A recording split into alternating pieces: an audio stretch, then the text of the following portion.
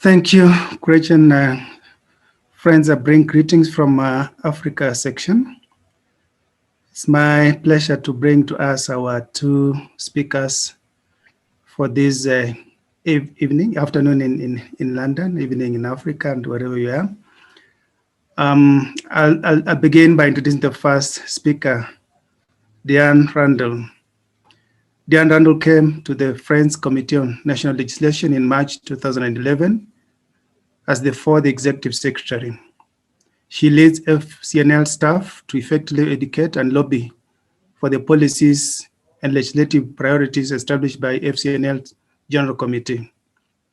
Before coming to FCNL, Diane was Executive Director of Partnership for Strong Communities, a Connecticut-based nonprofit organization providing leadership, advocacy, and policy development on solutions to homelessness, affordable housing, and community development. Diane is a convinced friend and a member of Hartford Monthly Meeting, New England Yearly Meeting. Diane currently worships with Langley Hill Friends in Baltimore Yearly Meeting and religious worshiping with friends across the country while traveling for FCNL. She believes that the effort to pursue truth and see the heart of God in every person we meet are disciplines that shape FCNL's patience and persistent approach to lobbying for legislation that can help create a more peaceful and just world. Thus, Diane Randall will be speaking to us. The next speaker will be Andrew Lane. Andrew Lane serves as the director of the Quaker Council for European Affairs, QCEA, representing Quakers to European governments and institutions in Brussels. In recent years, QCEA has been involved in a wide range of work on promoting nonviolence and peace building, as well as reducing racism, immigration detention, and police violence. Before joining QCEA, Andrew worked in the UK Police Service. He is a member of Belgium and Luxembourg Yearly Meeting. Welcome, friends. Thank you, Hezron. Andrew, let us hear your thoughts today. Thank you, Gretchen. Thank you, Hezron. Good evening, friends, or good afternoon, friends, or good night, friends, wherever you are. It's so wonderful to be with such a diverse group of friends from all over the place. It's quite exciting for me.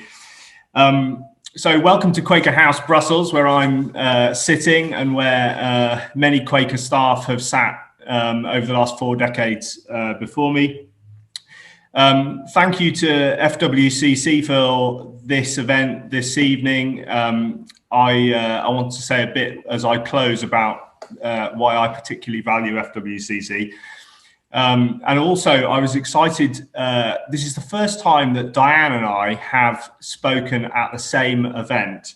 And we're two Quaker organizations working in 2 global cities where much of the international politics of the world is discussed by different governments, and I've taken a huge amount of inspiration from the work of FCNL over the last few years. So that's exciting, but it's exciting to be with everyone, and I'm really looking forward to the conversation that we will have together. So I will speak about for about just 10 minutes, and I will try to touch on a few different issues that are connected. So firstly, what is the witness that Friends are able to offer in the face of rising polarization and nationalism? How can all Friends play a part in fulfilling God's call to love one another? And what are the Quaker-shaped holes that the Society of Friends can fill now, but also in the future? And I think one of the main messages I want to start with is that advocacy, the subject of today's conversation, advocacy is for all of us. The first piece of advocacy that I did that was explicitly Quaker was about human rights in Palestine. It was whilst I was still working for the police in the UK. I and another Quaker decided we wanted to do it, we went to find other people who had like-minded opinions. We formed an interesting enough group to get the attention of the policymaker, so they would want to meet us. We thought about what arguments we would want to make, and then we, as a group of us, we met our local member of parliament, and we knew specifically what we wanted to ask, because we knew what legislation was going through parliament. And that is a very basic process, which I suspect many of us have been involved in throughout our lives in one form or another, and that's advocacy. And what we do at the Quaker Council for European Affairs in Brussels is just that process much of the time. So we're here, we have a permanent base, but the process we're going through is not something which is going to be unfamiliar to many friends. There are many things that are distinctively Quaker about the advocacy that we are doing here. The issues that we work on speak a lot to Quaker history over the centuries, of things that Quakers have worked on consistently over that time, and also the values expressed in Quaker testimony, but also in real time, because the staff team here at the Quaker House are accountable to QCEA's General Assembly, which is representatives from every yearly meeting in Europe. So the issues that are concern of friends are the issues that we work on. And in a more an even more interesting way, the money that we have to do the Quaker work comes directly from individual Quakers and individual Quaker meetings. And so, in a sense, how much of the work we're able to do, also comes from that Quaker route. And we've noticed this year with fewer in-person Quaker meetings because of the COVID-19 pandemic, there are fewer collection bowls for QCEA, and we've sort of seen the impact of that. Secondly, in terms of what makes us distinctively Quaker is also the way that we work. So Brussels is a city where you will find 30,000 people working for the different European institutions, and almost 70,000 people trying to influence what they do. So for every policymaker here, there are 2 people trying to influence them. So there are many people here doing that sort of traditional advocacy that I explained, but because we're a Quaker organization, we're not just telling people what we think, but we're also creating a space to bring people together who have different views in the Quaker tradition of small circles. And that holding a space and the way we do that comes from living out some of those Quaker values, so particularly equality. So, for example, rather than have 2 groups facing each other across a table, we would more likely have a round table, or preferably no table, if we can do that. And that's a culture shock in Brussels, where normally, if you've seen them on television, most of the meetings here, you have a cluttered table with microphones and meeting notes and bottles of still and sparkling water. And all of that is a barrier to the sort of real, genuine human interaction that we're trying to build. This type of convening that we're doing is partly about overcoming polarization. And I mention polarization in particular because it's something which is very apparent in our times, and I know lots of friends and many others find it very frustrating. One of the issues which has most been the subject of polarization in Europe in the last few years is something that Quakers have been working on for a long time, which is the human rights of people seeking sanctuary, so the human rights of migrants. And I'll just give you 4 examples of what QCEA has been doing on your behalf to try to overcome some of that polarization on that particular issue. So, firstly, when the European Parliament election was happening last year, we built an online space where people could find the myths that they'd heard about migrants, and then some facts to check them against, and also they could connect directly with people who were making hate speech about migrants on the internet in order to engage them in dialogue. We've also, in the last few years, regularly published a report on child immigration detention, which is actually the most comprehensive report about where children are detained in different parts of Europe.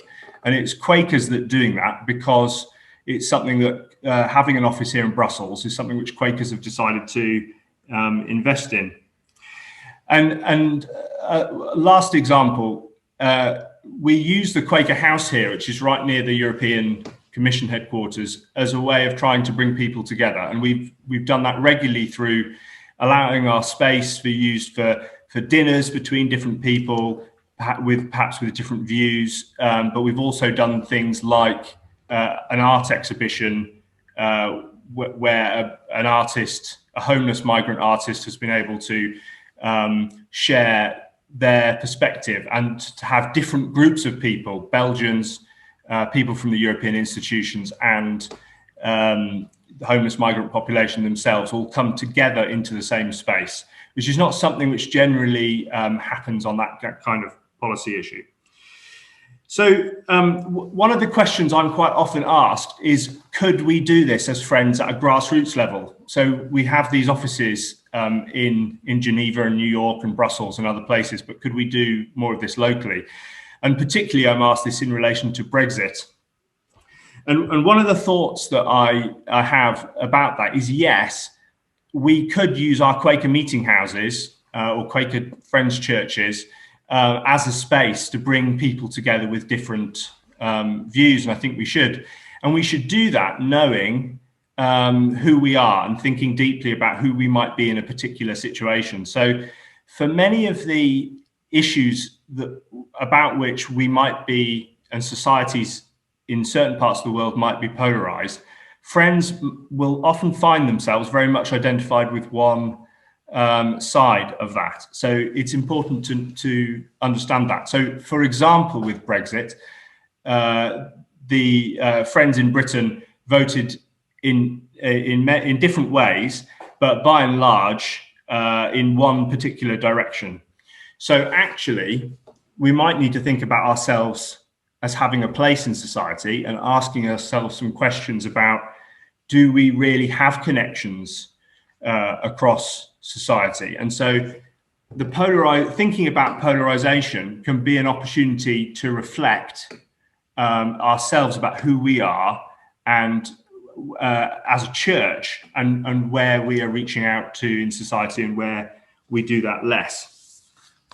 So just to conclude, one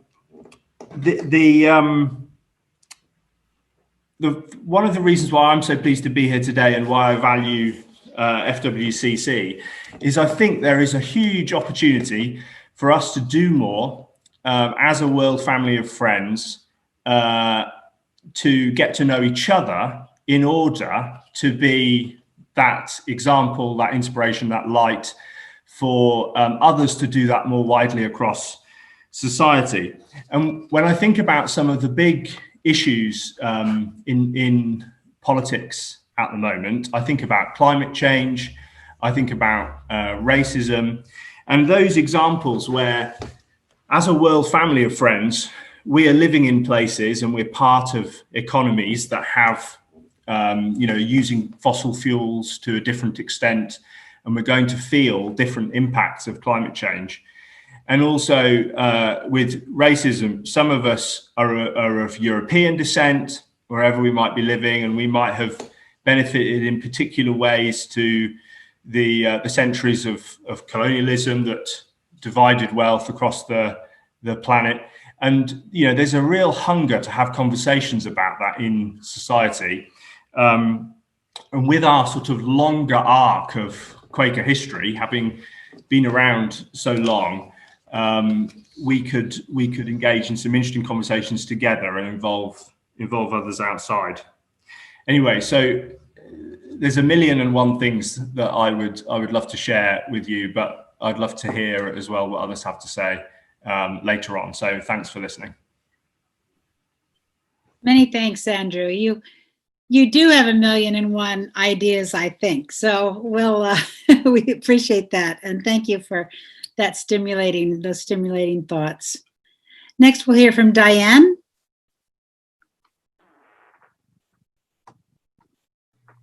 Thank you very much, Gretchen. Thank you, Hezron, for that introduction. And thank you, friends, for joining this afternoon. It is afternoon here in Washington, D.C., but I do know that we have people from across the globe, and it is exciting to be with you. Yesterday, I told my daughter that I was going to be participating in a Quaker Conversation today. And she said, "Mom, you always participate in Quaker Conversations, but I don't always get to do it on an international basis. So this is exciting for me as well." I want to thank FWCC as well for hosting this. It is as one who focuses so deeply on what is happening in U.S. policy, it is always important and useful to step back and remember that we are part of a global religious society of friends, that we are working in various places on the concerns of friends. And that is incredibly encouraging and hopeful for what it is that we do need to do in this world as friends. So I'm going to talk a little bit about the work of the Friends Committee on National Legislation and how we go about doing our work. And I'm going to talk to you a little bit about my own journey as well, because I think it is I think it is one that other friends also confront. So Friends Committee on National Legislation is based in Washington, D.C. That is the only place where we have offices. We have over 50 staff working on advocacy with U.S. Congress. Our primary goal is to bring the concerns of friends to bear on the policies of our elected government officials. And so the thing that I think about in this work that we do is it really is based on what I think is a clear friends principle of answering that of God in every person we meet. If we are answering that of God in every person we meet, then we are committed to radical equality. We believe that God inhabits every person and that a dignity, a spirit of God, Spirit of Christ in every person. And therefore, that informs the way we treat one another and informs the way that we advocate and the issues that we advocate for. In the United States, our governance is based on the idea of equality. We haven't achieved it in this country, but it is based on that concept that there should be equality. And so what governs that is not only in this country the necessity to vote, but also the necessity to stay engaged as an active participant. As a citizen or as a resident of this country, we believe that it is fundamentally important for everyone to stay engaged with their elected officials. I love what Andrew said. Advocacy is for everyone. And people can pursue that advocacy in a variety of ways. For us, it literally comes in advocating with the elected officials who are representing us in Congress. Now, many of you, if you know a little bit about US political life, we have 100 senators, 2 from each state. We have 435 members of the House. We, in theory, have 3 equal branches of government: an executive, president, a Congress and a Supreme Court. The fact is, in this country, the president and executive have continued to take and have more power. And so some of what we advocate for is for Congress to own its power, specifically around the issues of war and peace. This has long been a stalwart of what FCNL has lobbied for since 1943. We've lobbied for nuclear disarmament, for non-proliferation, and really for the last almost 20 years, we have lobbied to try, really the last 19 years, we have lobbied to prevent an authorization for the use of military force, and then to repeal the authorization for the use of military force. That's a mouthful, but instead of saying we're at war in all kinds of locations around the globe, we have this authorization by which troops are sent in to various places. The US provides military training and advice. And so the US footprint militarily continues to be out of proportion. It continues to be domineering. And in fact, the whole question of militarism is one that we hold as a problem for addressing peace in the world and for bringing about justice and for bringing about equality. And so we look at how does that issue of militarism manifest in specific policies, in specific laws, and then what can we as citizens, what can we as individuals do to try to influence that? So a little bit differently than QCEA, we don't convene groups of people necessarily, but we do focus on the same concept of building relationships with those who are in decision-making roles, with those people who are elected officials.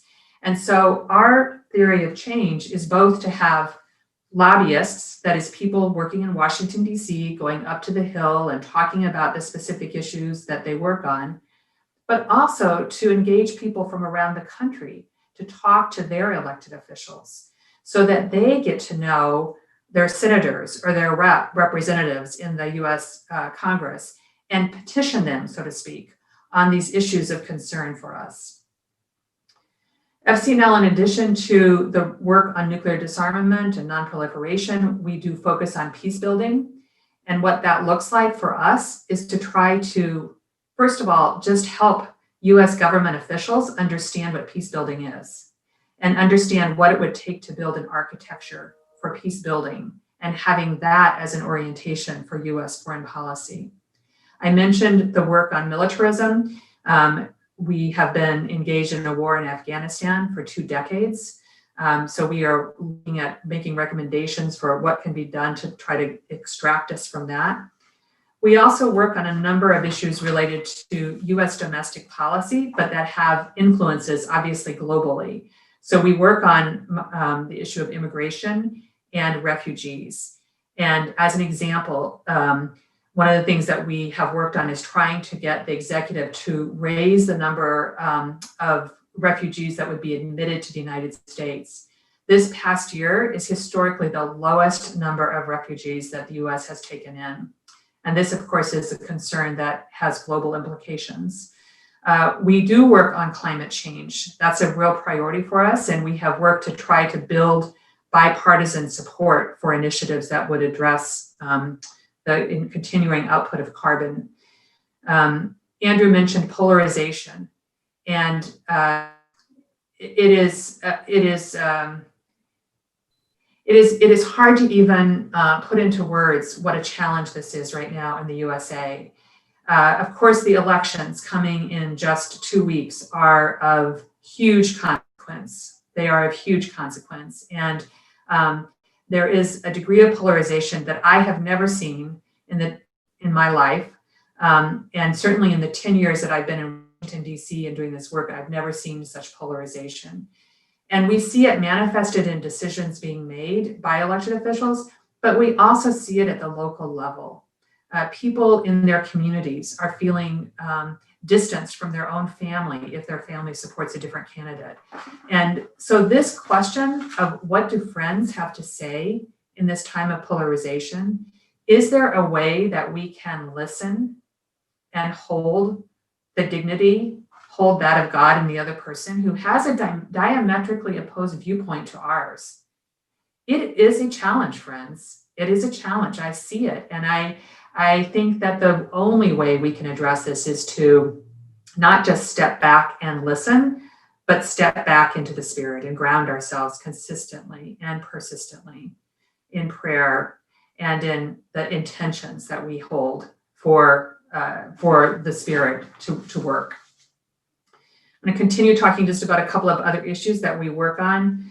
This question of police abuse, which has had such clear resonance this summer, starting with the murder of George Floyd, but Breonna Taylor, Ahmaud Arbery, and the names go on and on, where police officers have killed Black men and Black women.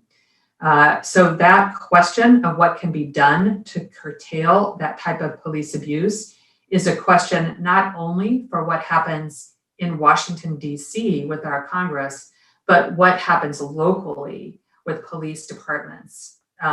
So we are working on what we can do at the federal level, but there is a whole vast network of activity happening with friends and with many people of faith and with many others around the country.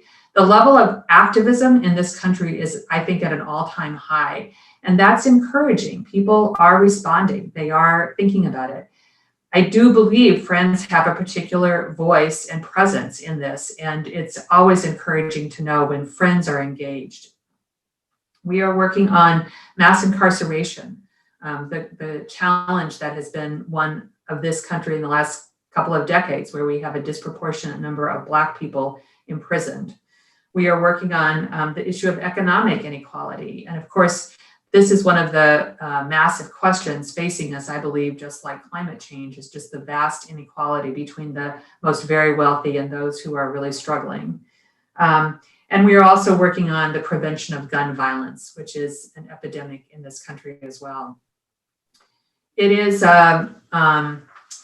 humbling to recognize that this work that we do has an impact, again, in many ways and reverberates, but it's also, I think, humbling and important for the US to recognize that we have so much to fix ourselves. There's so much work to do within this country, and therefore that is where we're focused. I will say just a word about my own, I said I would mention something about my own spiritual journey. I started doing this work even before I came to FCNL. I had is, can I be a spiritual person and a political person at the same time? Can I not just be a spiritual person, but can I be deeply engaged in the political world? Can I be going to meetings with elected officials and advocating in ways that seem sometimes counter to that of being a godly person or a spiritual person? And of course, my journey as a friend, my faith and practice has taught me that of course I can. And in fact, my spiritual condition drives the advocacy work that I do. And I am grateful for